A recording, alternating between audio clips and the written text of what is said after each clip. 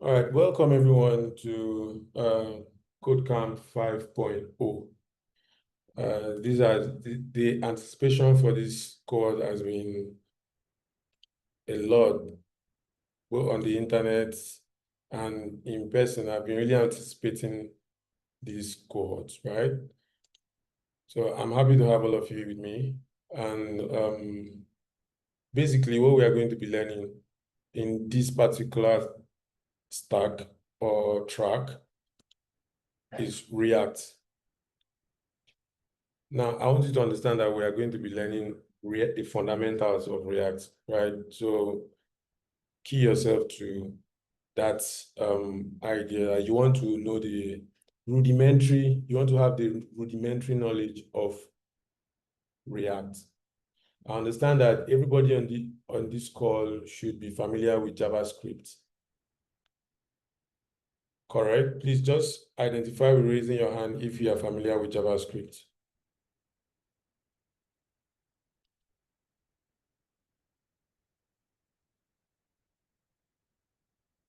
Okay, we have 4 people.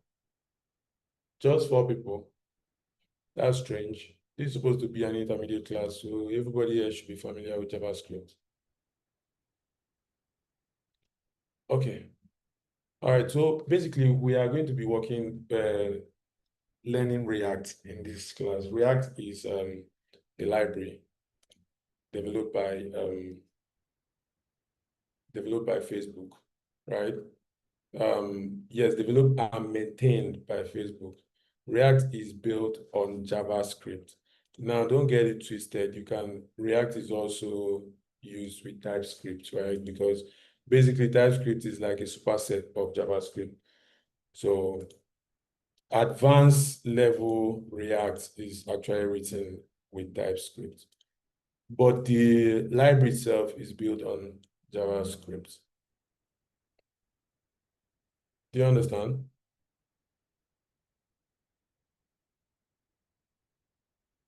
Are we together?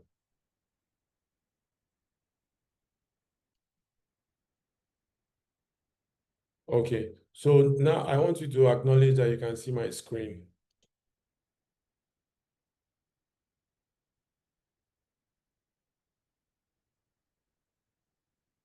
All right, good. So as you can see on my screen, React fundamentals, right? So let's talk about the underlying features that you require, like the underlying knowledge that you need to um, properly utilize React, which is JavaScript, right? So JavaScript. JavaScript is a versatile programming language primarily used for adding interactivity to web pages, right? So we have JavaScript, we have HTML, we have CSS, correct? The understanding is, or the actual connection of these three is the fact that they need each other to work. Now, CSS, HTML is the main block, the code block itself, where you are writing the actual UI, correct? The fundamental block of your user interface. Now, CSS is what gives it the styling. JavaScript now is what gives it the behavior, helps it, those actions, gives it the actions where, let me use a human body now, for example. So your skeleton is like your HTML, correct? And then the CSS is like your skin feature, the beard on your face, the glasses you're wearing, just aesthetics, right?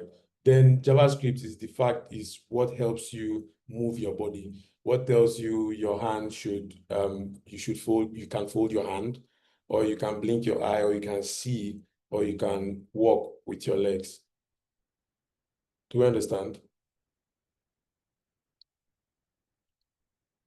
So I think it would benefit us if we use the text box to respond to my questions.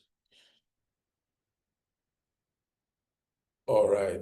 So Udo, I see your hand is still up. Do you have a question, or is this based on my prior request?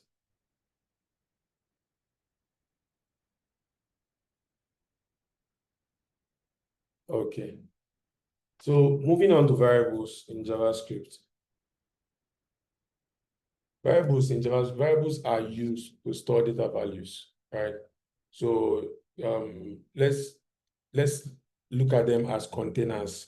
So you want a variable, you want to store data, right? So let's assume that let's say water is your data, and you want to store that water, you require a container to put that water, correct? Now, that is exactly what variables are. Variables hold data. Now, this data can have types of different types, basically. This data can have different types. So you can have numbers, you can have strings, you can have booleans, you can have arrays, and then you can also have objects, right? Now let's do a little bit of practical and see what happens with that.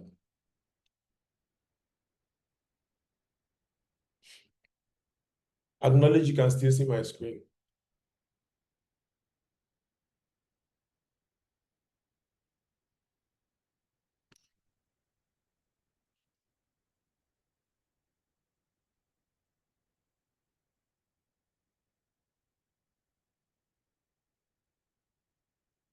All right. Okay. Okay. So moving forward.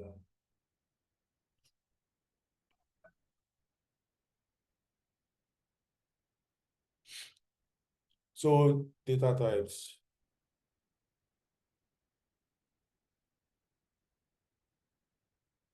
So let's assume that I want to create a variable called first name, and we want it to be a string, right? So say let. So now let me explain what let does.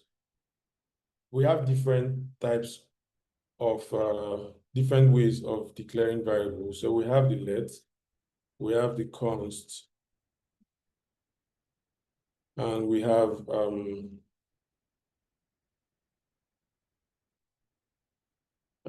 var.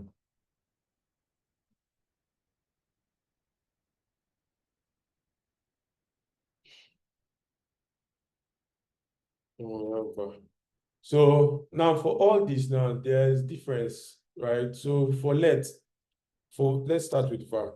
So for var is log scoped.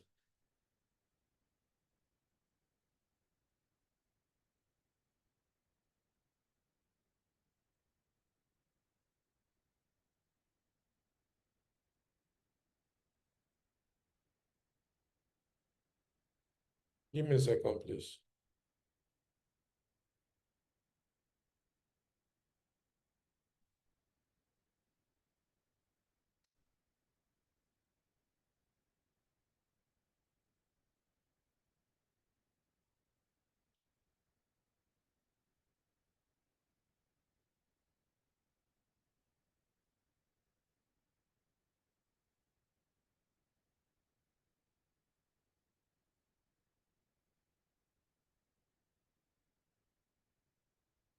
So give me a second, I'm having some technical issues. Hold on.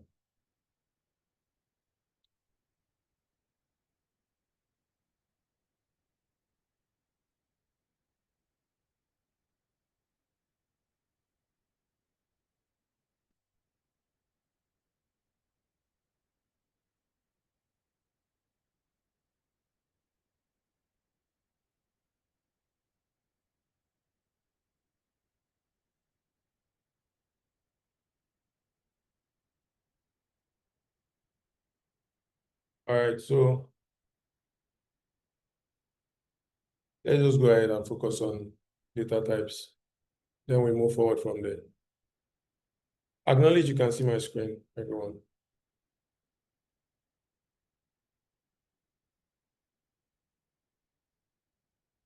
Okay, all right.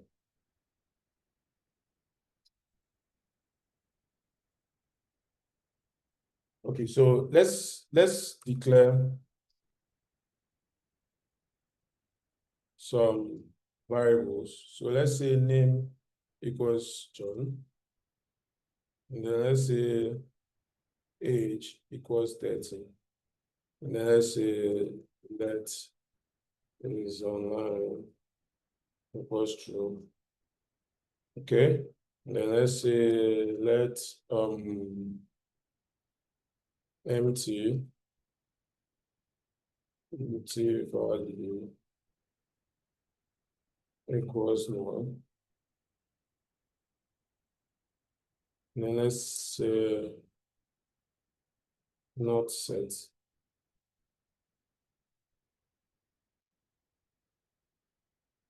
Not set equals undefined. And then let's say big int.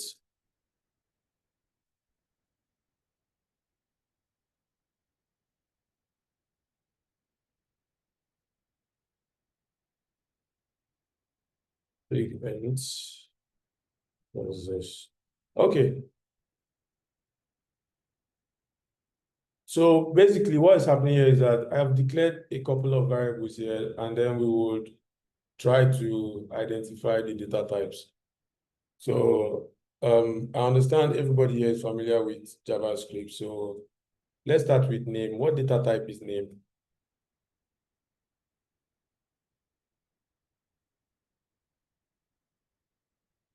String. Okay. And then what data type is age?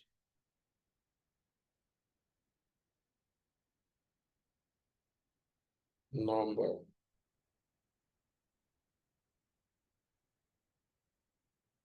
What data type is online? All right, Boolean. And then what's empty value?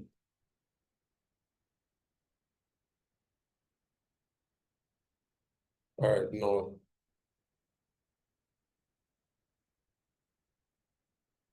And then undefined is undefined.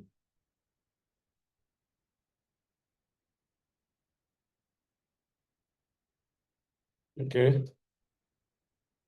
So basically, we understand what big int is, correct?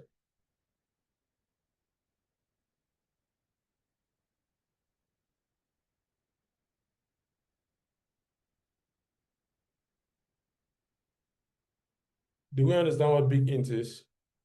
Yes, so it's like expensive numbers that are highly expensive to calculate.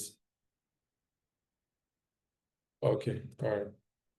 So now that we have our variables declared, we understand what declaring a variable is, correct?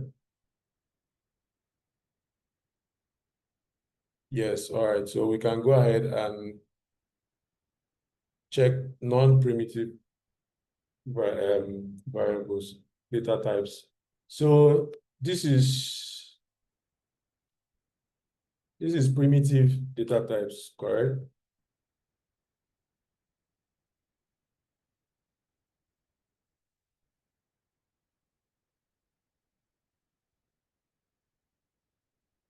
So we want to talk about non-primitive data types. So we have, let me just declare a couple of them, right? Okay. So for this data type, what do we call this data type?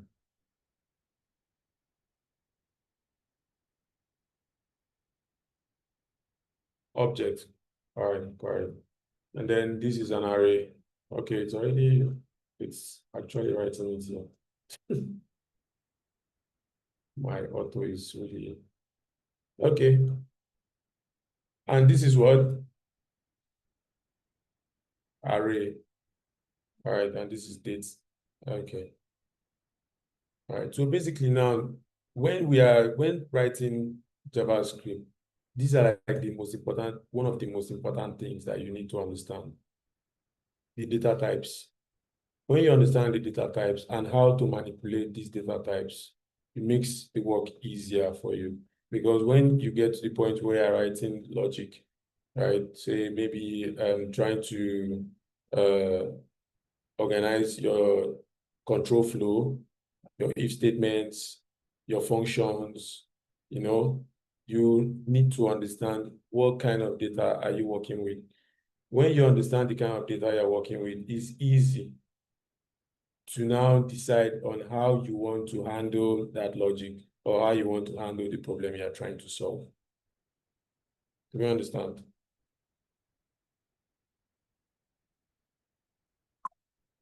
Definitely, I can do that for you.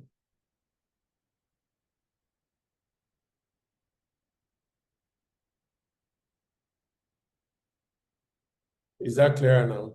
Sure.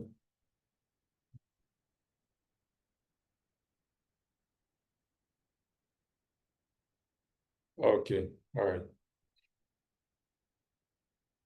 Okay.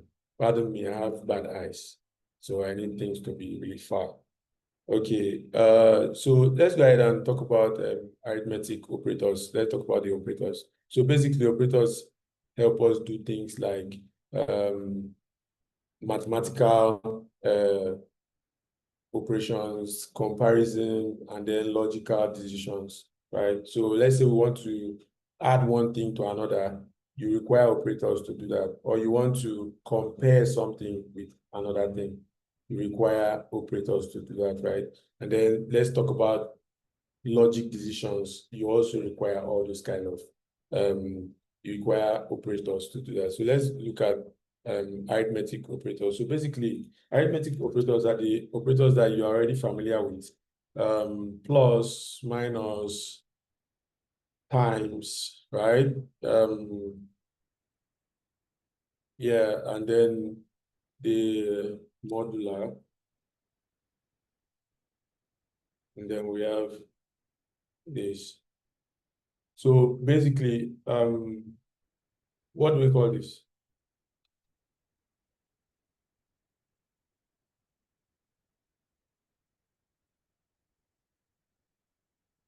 Can someone, yeah?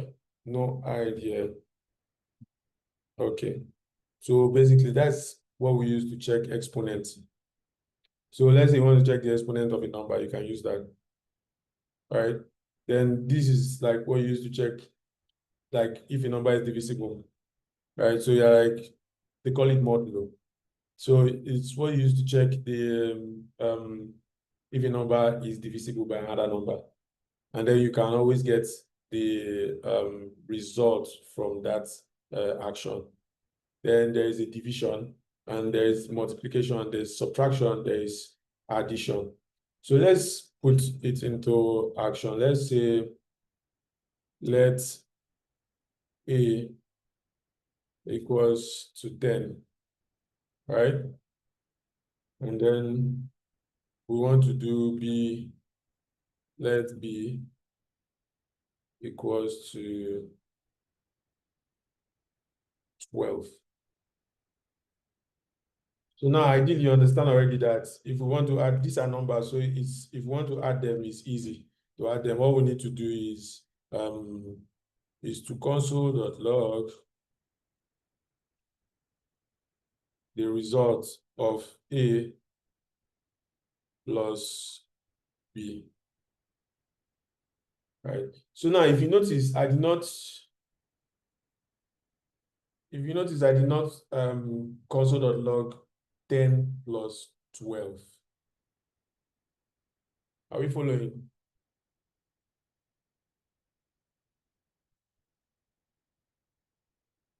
Can anyone say why I didn't do that?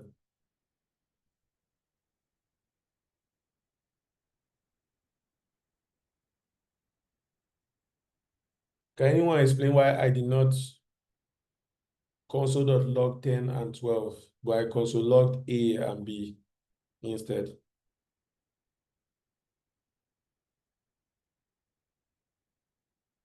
Yes, please go ahead. Hillary, you can unmute. Good day, sir. Yeah, good day. A is already representing 10 and B is already representing 12. So it's just same thing. Okay, so why, when you say representing, what do you mean? A is 10. and B is 12 because you've already given it a value. Okay. So what does it mean to give it a value, ideally? We just put it in a variable. Okay. So what I want you to understand about this is the fact that what's happening here is like we are actually saving this data in this variable, in this variable's memory. So it's like saving let's say we have cloud nowadays, right? So let's say you want to save your picture and you upload your picture to the cloud, correct? When you want to get that picture, you are going back to check for the instance of that picture in the cloud, correct? So are we together? Good. So what happens here is that we have saved this 10 to an instance of A in memory. So what happens is this A now already contains this 10. What you explained is correct, okay? But I wanted you to like get a deeper understanding of what exactly is going on when you declare this variable. Are we understanding? Are we good?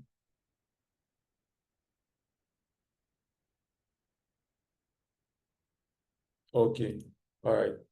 So now when I come to console.log, I don't necessarily need to, all I need to do is add the values that have been saved to the memory of this A and this B. So when I come here, I'm adding A plus B, and ideally what I'm adding is 10 plus 12.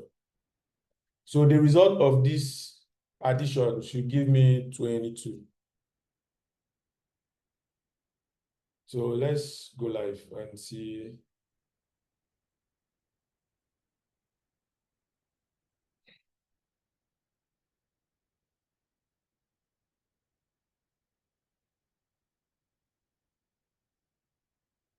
Hold on, I need to reduce this so I can see more.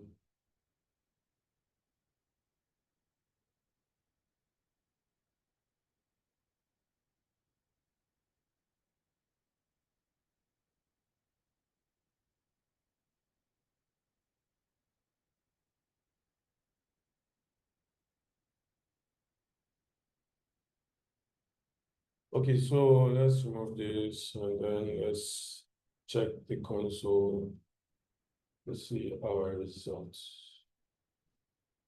Okay, so as you can see down here, this browser is, hold on, this browser will not give you a nice view of what we want to see.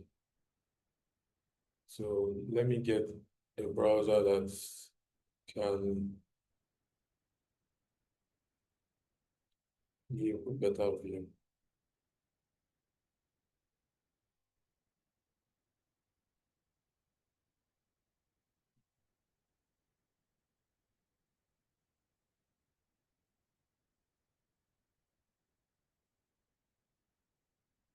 Okay, so yeah, when we use this, we should be able to see, oh, this big better.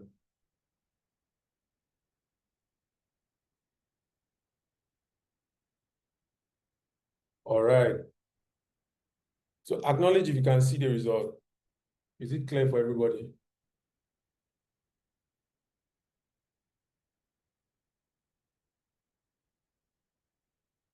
Is it clear for everybody? Can we see the result on the console? All right. So as you can see now, it's 22. So it works perfectly when you just add it, right? The same thing with if you want to, let's say you want to minus 10 plus 12, you know what the result would be. So let's say we save it and we check. So we have minus 2. All right. So let's say we give this 40, and then we want to divide it by, so okay, so this should return, this should be 40. And we want to divide, all right? So if we divide, we should get 4. Now let's assume we want to check if check the modular of this equation. Let's say we want to give this 3, and then we save, right? What we should get here is the remainder. So that means we can divide 40 by 3, remainder 1.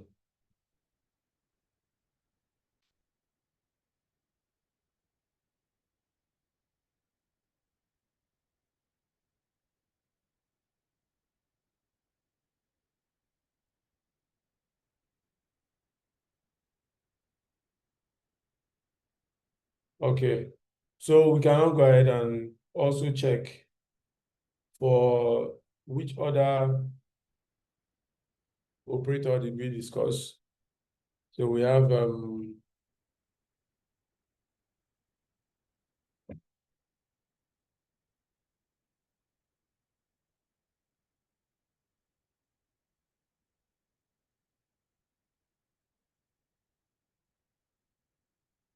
exponent. So let's also check what we have with the exponent.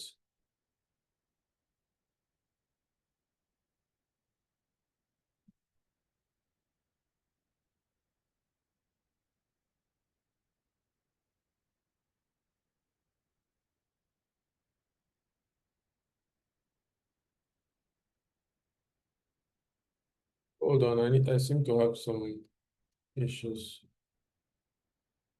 I'm having lagging on my system. Apologies. I'll try to clear out the system next time. Okay, so let's go ahead. So basically, that's what we can do with the operators. Are we together?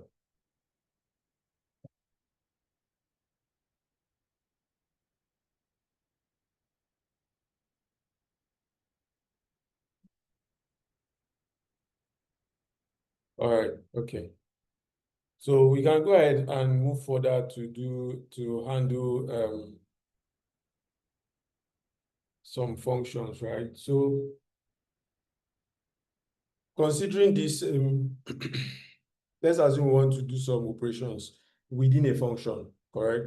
So ideally, arrow functions provide a shorter syntax and automatically bind the this keyword, solving common issues with traditional functions, right? So what we are going to use is arrow functions, but we'll come back to arrow functions later on in our training. So let's just don't get confused with arrow functions. Just relax. We are going to treat arrow functions separately. So let's assume that this is a function, right?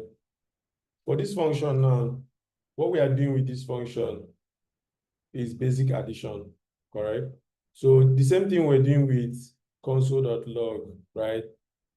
Just logging this plus, just logging A plus B, right? It's the same actions we are trying to take here. So let's change this to A and then let's use B here. So what happens here is that this function is taking in some arguments, right? Now the argument is saying, okay, we have a value for, we want to introduce a value for A whenever we want to call this function. And then we want to also introduce a value for B whenever we call this function. So when we call this function inside the console.log, what happens is it gives us the same results that it would have given here. So as you can see here, add is the function. We are calling this add function, and we are passing in 5 and 10. So ideally, we don't necessarily need to utilize the let here that we used earlier. So all we are doing now is we are telling this function that anytime we want to run this function, we want to pass values for A and want to pass values for B. So if I pass the first value should represent A and the second value should represent B. So ideally, in this situation, when you test the code, it should give you the right answer. So that's 5 plus 10 equals to 15. You can also do other actions within the function like divide, right? Or you can see 0.5 or multiply. Or multiply and you can get 50, all right? So do you understand? Are we following?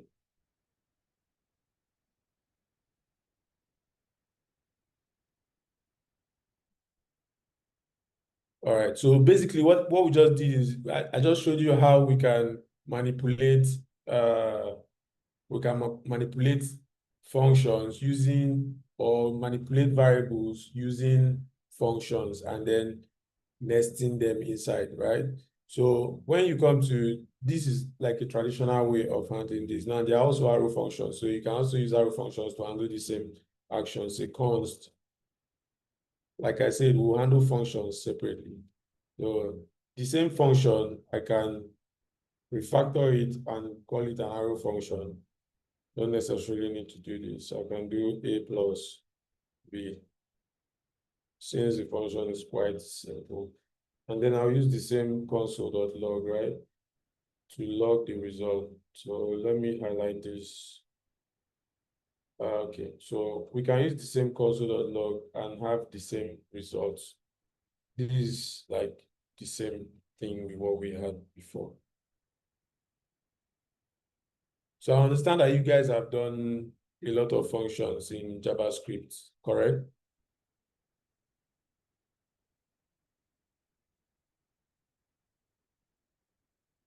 All right. Okay, so that's basically data types and their operators. Okay, let's move on.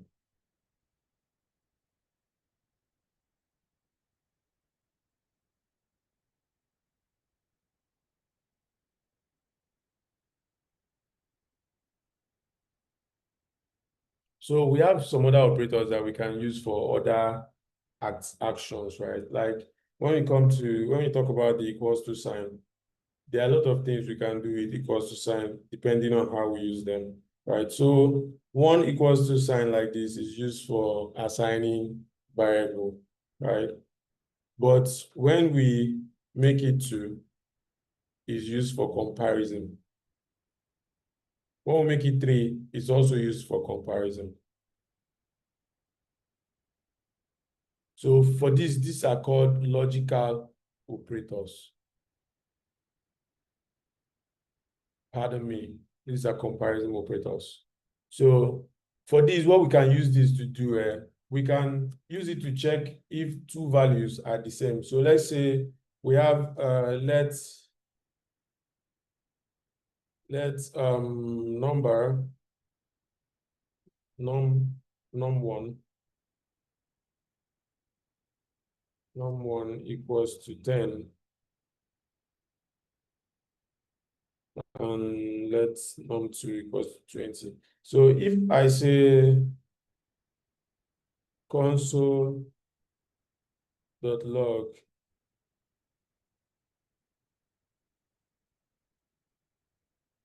num1 is equals to num2, this should give us a false result.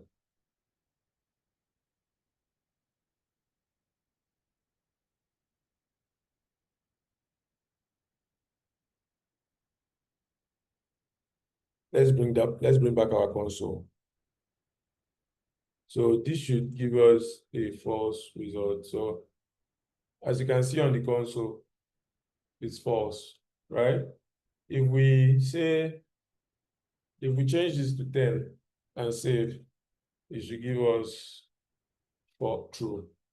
Now, when we come here and we do 3 equal signs, right? It still gives us the same result because we have number, like the data type here is number, the data type here is number, right? So let's convert this data type to a string. And then let's use 2 equal signs and see the result. So as you can see, it shows true.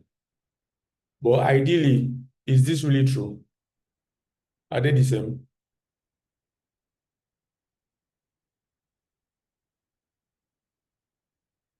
Yes, you just use the no. Okay, good. Because no, different data type, exactly. So what's happening here is that we have a number data type and a string data type. Good. Now, if we do this, what happens here is that there is no type coercion. There's something called type coercion, but that doesn't happen in this scenario, right? Or rather, it happens in this scenario. It happens in this scenario because it forces this 10 to be alike with the number. So it converts this 10 to a number and then checks their equality. So now it is this based on this double equal sign, right? Type coercion occurs here and make sure that this number type and this string type now have the same data type. So based on the fact that they now have the same data type based due to type coercion, the result is true, right? But now if we increase this equal sign to 3, right? So what happens is this prevents that type coercion. If we go now, it is going to be false. Do you understand? Should I take that again?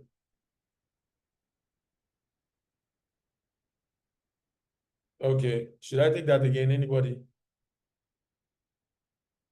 Ade is fine. Who else? I should take that again.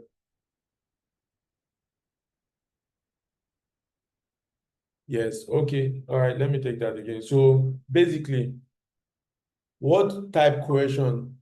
Okay, I should go on or I should take it again. Let's be clear with our response.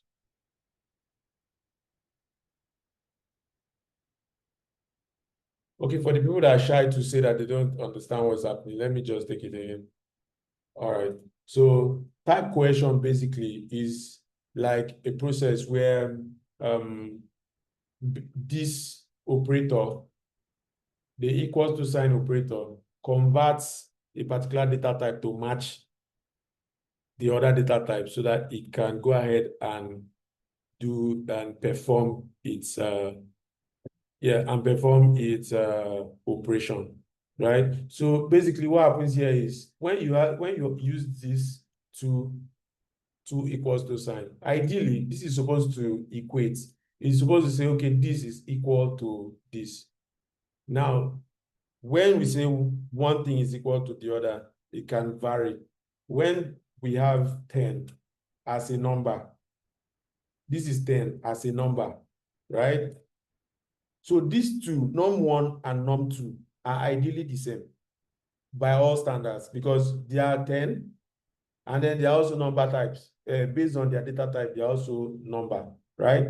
So when we add this in this scenario, it gives us true. Now, the result of this equation is going to give you a truthy or a falsy result, right? Now, we have true. Why do we have true? Because they are the same. Now, if we convert this 10 to a string, normally these are not going to be, they are not supposed to be the same anymore because a string type is not a number type, correct? But what happens when you use the two equals to sign is type coercion occurs. Now, what type coercion does is it converts this string to a number type so that it can equate it with this number. Now, when it converts it, when this process converts this type, this string type, it returns a value of true. So it's saying, yes, this is 10 and this is 10, but ideally, data type based on the data type, these are not actually the same values, right? So when we use 3 equals to sign in this scenario, when it's just number, right? We also get true. because of course, it is still number. It is number, the data type is also number. But when you convert this to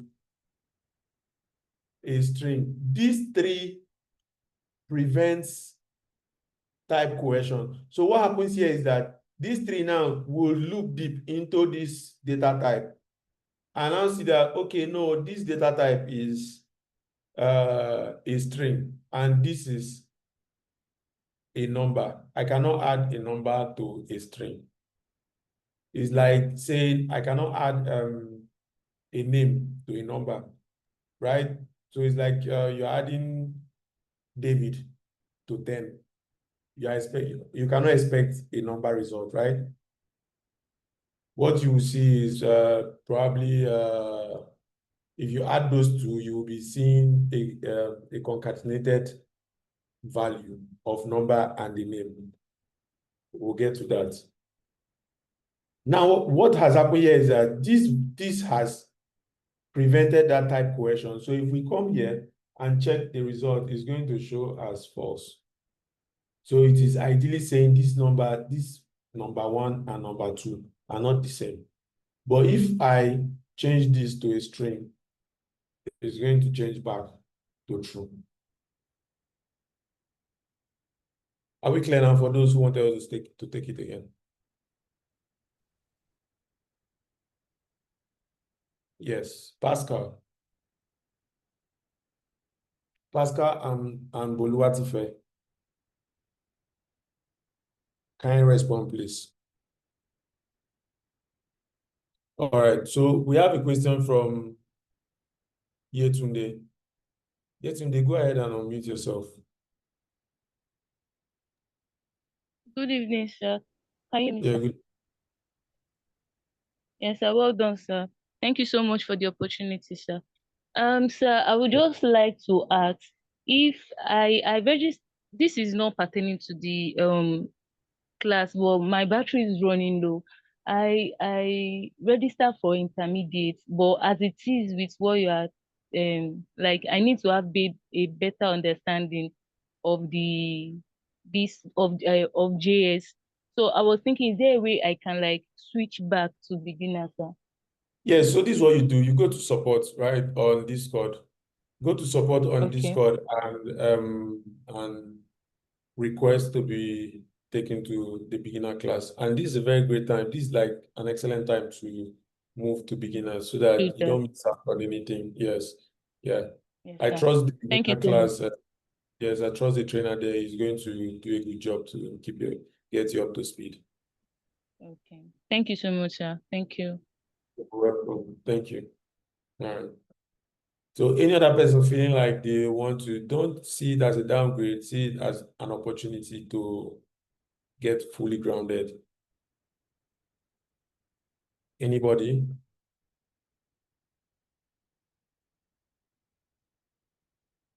All right. So we had Boluwatife and Pascal. So Pascal and Boluwatife, can you acknowledge that you understand so that I can move forward with just slowing the class down?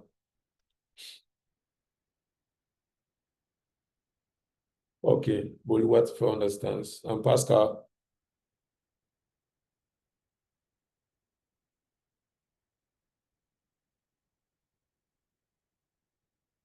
Hello, Pascal.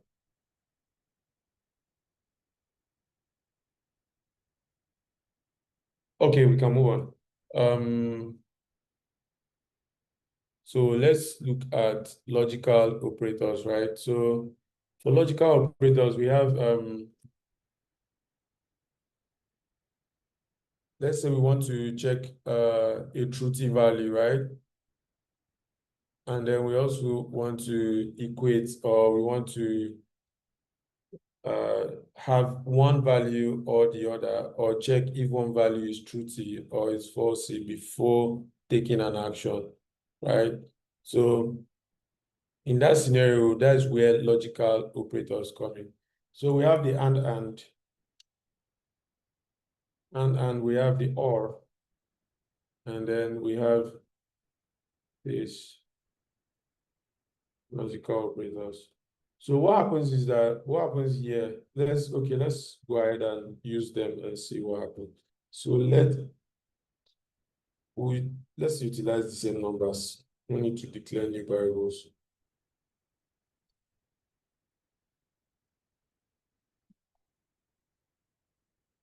Okay.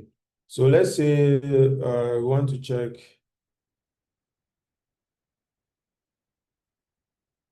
console.log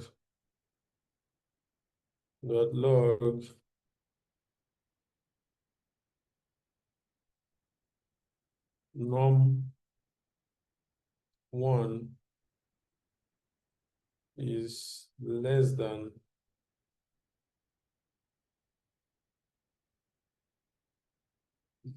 or equals to num2.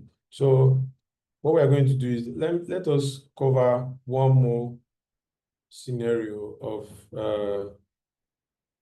let's cover one more scenario so that we can use that scenario to understand what we are trying to do with logical operators, right? So let's say we have num1 and we have num2, and we want to check if, hold on. We want to check if num1 and num2 are equals to, if num1 is greater than or equals to num2, right? So num1 is going to be, let's say 9, right? So if we say num1 is greater than or equals to num2, and then we save, we should get false. Good, so we have false. Now, if we say num1 is less than, so this is also a comparison operator that you'll be using a lot in React. So you can see it's true because actually num1 is less than num2, right? So if you want to say num1 is less than or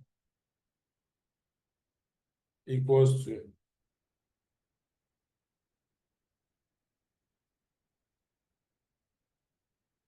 so let's use a function to handle this. So let's say const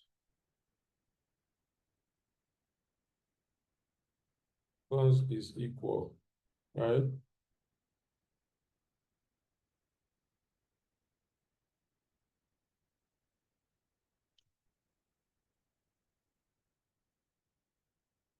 Follow me. Uh,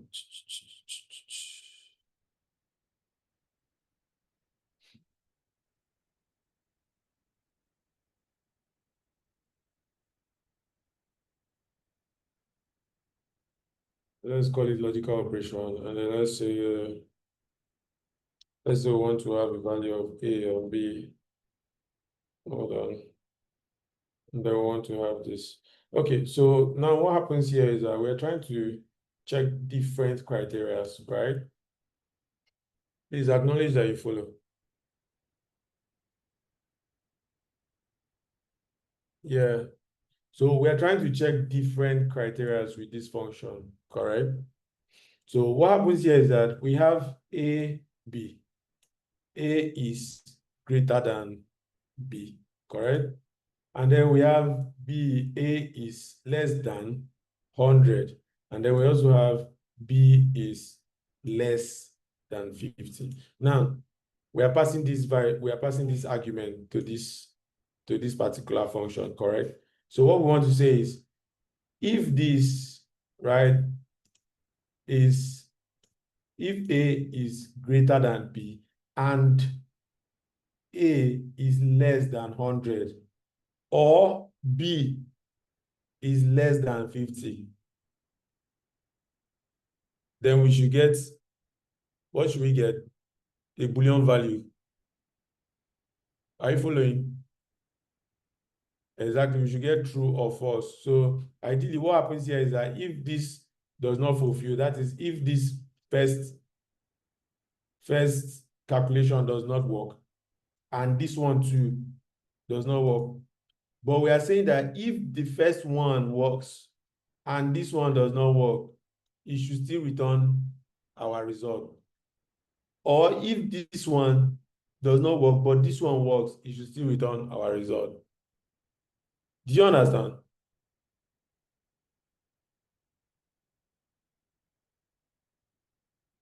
Okay, so what happens now is that when we pass this argument now of 20 and 30 and we come here, we get, no, that's 40, 940. We get true, correct? So what happens, what's happening now is that it is saying that this 20, which is A, right, is ideally is not bigger than B. But it is less than 100. But because these two have to work, that is and, means this one and this one have to be truthy before this one is fulfilled, right? But it is B. This B now is less than 50. So this truthy value that we are seeing here is because B is less than 50. Do we understand?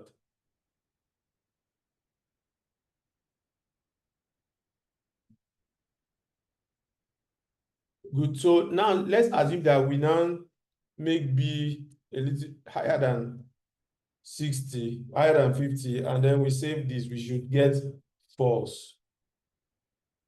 Because none of these operations are truthy. None of them.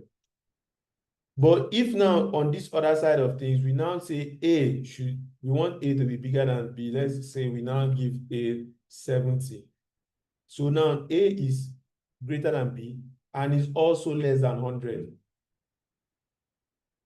So if we have 20 here, that means B is less than 50. Okay, so let's leave it at 60. Good. So B is actually falsy right now with 60 as the value. So if we check it, it should give us true. Why? Because this other arm of things fulfills the conditions that we have requested. Please acknowledge that you understand this.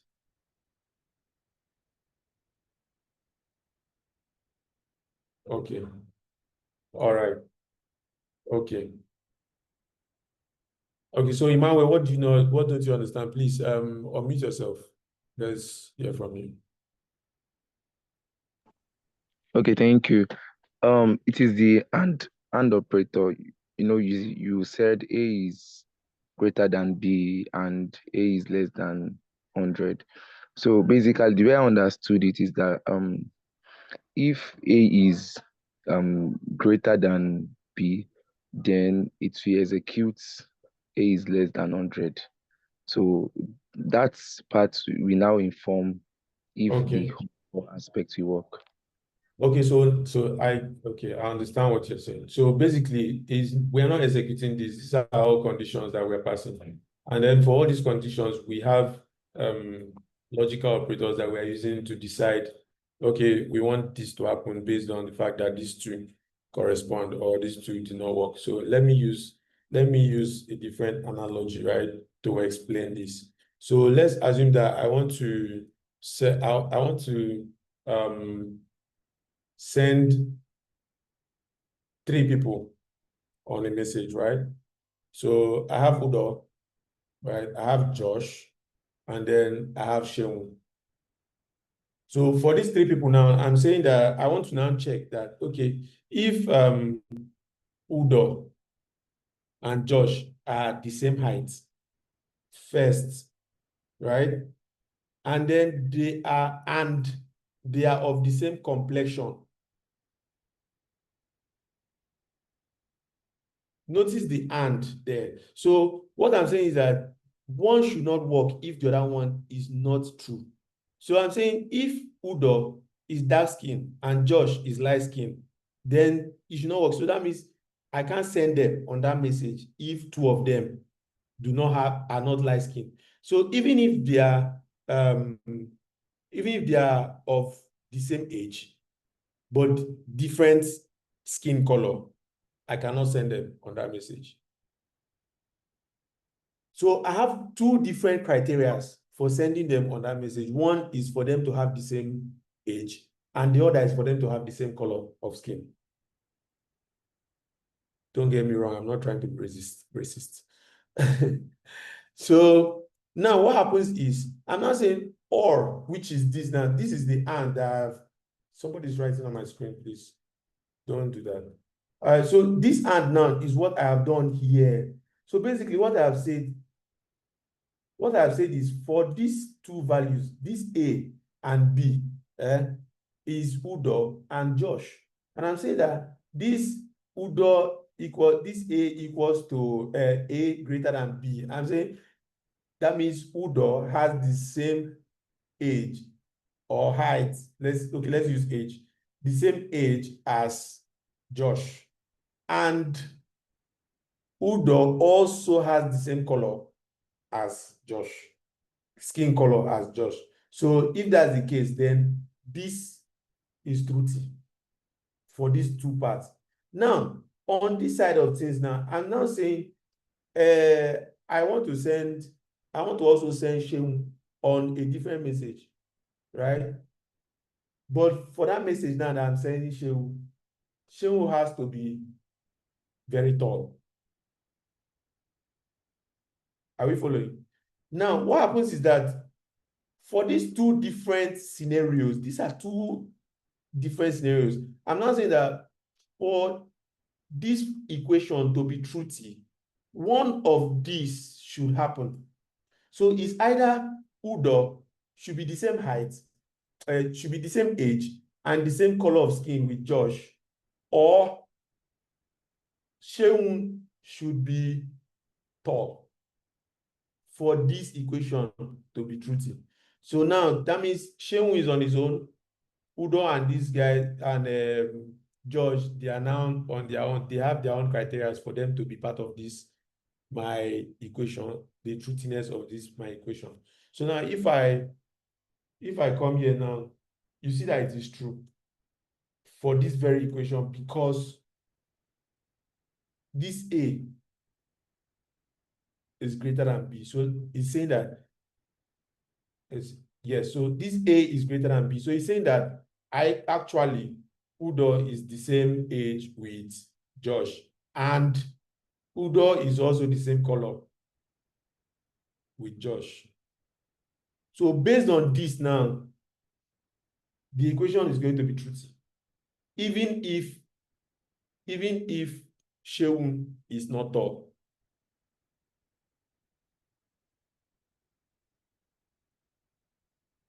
Hello, Emmanuel.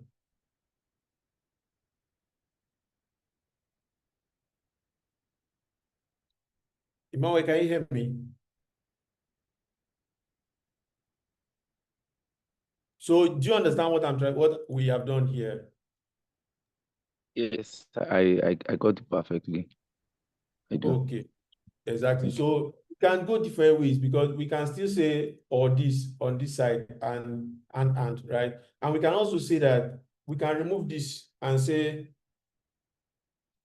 so that means all of them have to be truthy before this equation is truthy. Do you follow? If I save this and go back now, it's going to be false. Because one condition is not truthy. This is not truthy. B is not less than 50. Are we together?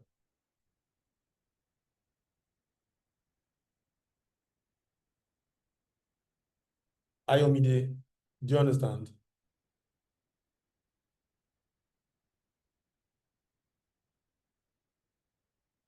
Just respond in the text box if you understand. Michelle, okay. Michelle, you understand. Okay. Ayomide, I want to hear from you. Rahim, I want to hear from you too. Do you understand?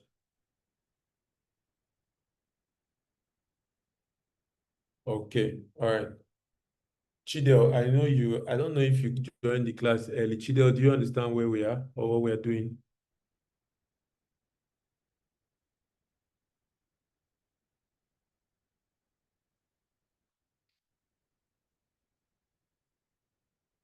Okay. Let's move on. So the artist that has been drawing on my screen, this, I hope you understand that that's inappropriate. So let's try our best to avoid drawing on the screen. Thank you. All right. So let's go ahead and look at control flow. So I don't know if we understand. Okay, so we are really short on time. Okay, let's look at just the if control, the if statement control flow, then we can continue in our next class. Okay? Okay? Don't unmute, please. Just text. All right. Thank you.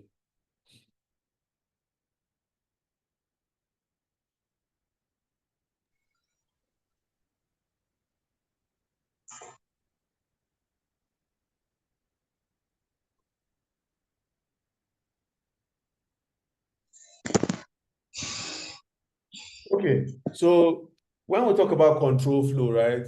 Control flow lets your code make decisions and repeat actions, basically. So it's like you are telling your code, do this at this point, then do this when you are done doing this, or do this if this particular criteria is passed before you do this other thing, right?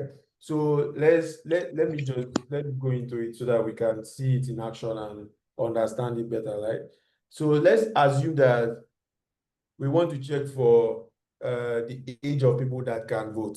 Okay, so let's say age be okay, let's say 20, right? Okay, we have age already in our code. It's going to cause some issues, so we will still, okay, we have age declared already, so we don't need to declare it here. Let's just work with what we have. So let's say for this, we want to say if we want to write an if statement, right? So what happens in an if statement is somebody's on mute. Please, can you mute yourself? Whoever that is. Okay, so what happens in an if statement is basically conditionals. You are conditionally doing something. So you are saying if it is 12 o'clock, send a message. If it is not 12 o'clock, don't send a message. Send a reminder to send a message. Do you get? So it's like you are setting up criteria for particular actions to be taken. So let's assume that we want to check for for people who are eligible to vote, right? So ideally in Nigeria, so we'll use Nigeria for this. So let's say in Nigeria, the age for voting, right, is greater than or equals to 18, right? So you are either 18 or you are higher than 18 before you can vote in Nigeria. Now, based off this, now we want to say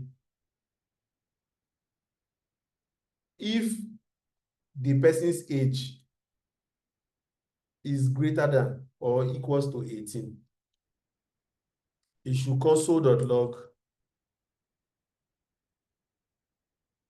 you are an adult.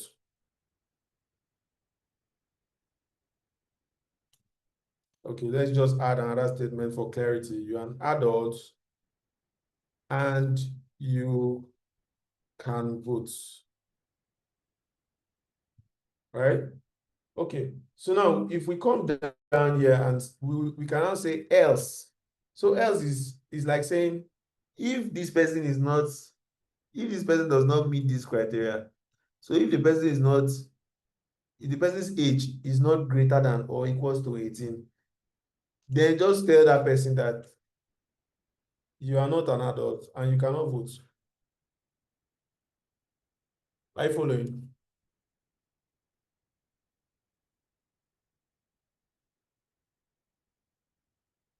response, please. I need the response to like come in bulk. I want to be sure that everybody is with us.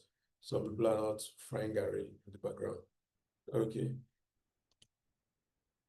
All right. Raheem, I'm happy to hear from you. Okay.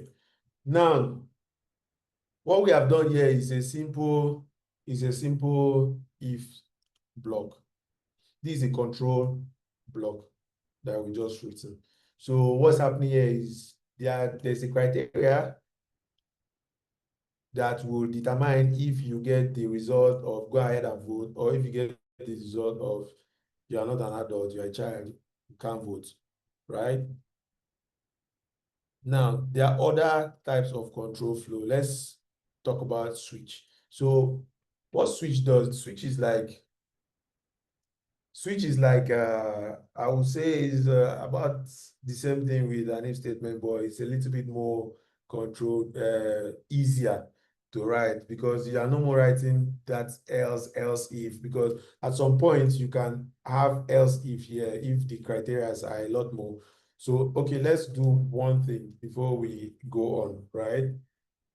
Okay, so, okay, no, let's not do that. That's a for loop. When we get to for loop, we'll do that. Okay, so for a switch case, let's look at let's color equals to red, right? Then I say switch. So when you say switch now, you want to declare, add that color as your argument, right? And then you can go ahead and write your case. Is that so? This case now is like for each particular type of case, you are trying to define a particular, each case is a particular color type, or is a particular argument, or is a particular criteria for a particular case to display. So if we come here and we say case equals to red, right?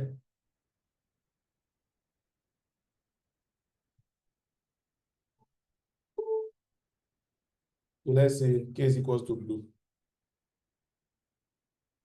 Okay. Now what happens is we can now console that the color is blue. We can go ahead and have another case of red, right? And then we can have as many cases as we want to have, and then we can have our default. So basically, color not recognized. So basically for our default, we can say that for default, we don't know the color, no color has been passed based on the default value. At the same time, we can also have a default color to display if a particular color has not been fed to this switch case, right? Now, this particular function is going to display on the console, the color is red. So as you can see, the color is red. If we come here to this switch case now and change this color to blue and go back, it shows color not recognized, correct? Because the blue that we wrote has a capital letter, but we are expecting a blue of small letter. So if I change this to small letter, it will be the color is blue. Now, if I go ahead and write black, because this switch case does not recognize any color based on the cases that have been pre-built into this switch control flow, there is no black. So if we save this and check it, it should show color not recognized because this color is not, the case for this color has not been written into this switch case. If we go ahead and put green, it will show the color is green. Are we following?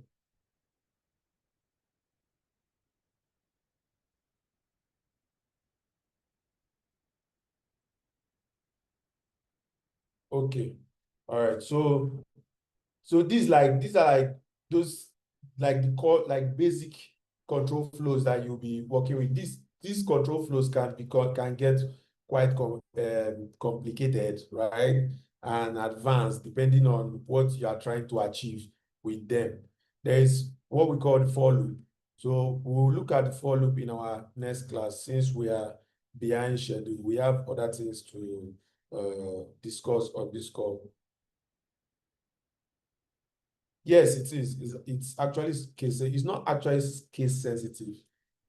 It has to be identical because even if you remove the BUE and you now put blue, ideally it's not really about the case.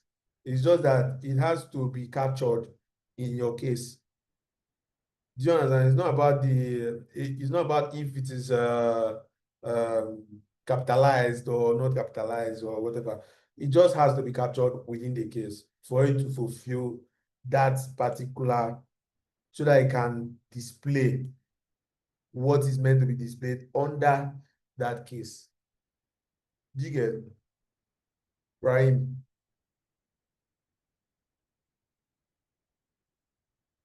Any other person has issues with this, like you don't understand it, we can go back. I can take it again from scratch. Anybody?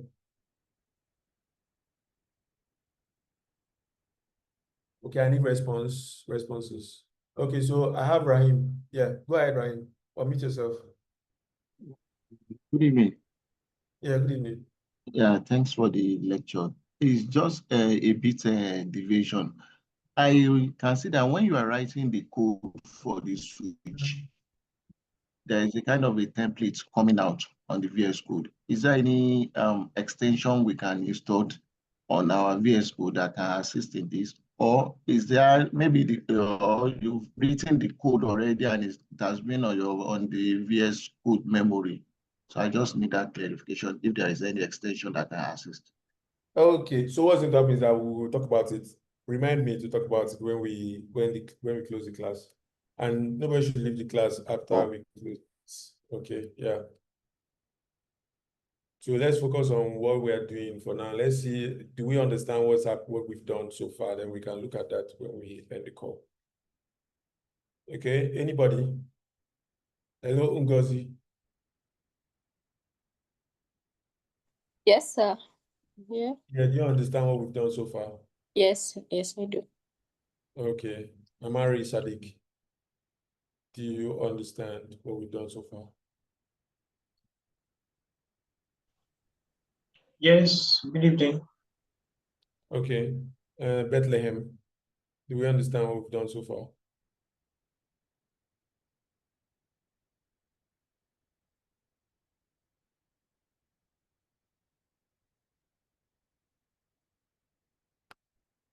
Hello, Bethlehem, can you hear me? Yes, sir. So what's the short form? How can I call your name? Like short form for your name so that it's easier to call you. I don't need to call the full name always. Can I call you Bethel? Betty. Betty. All right, that works. Okay. All right, thank you. Udo, are we together?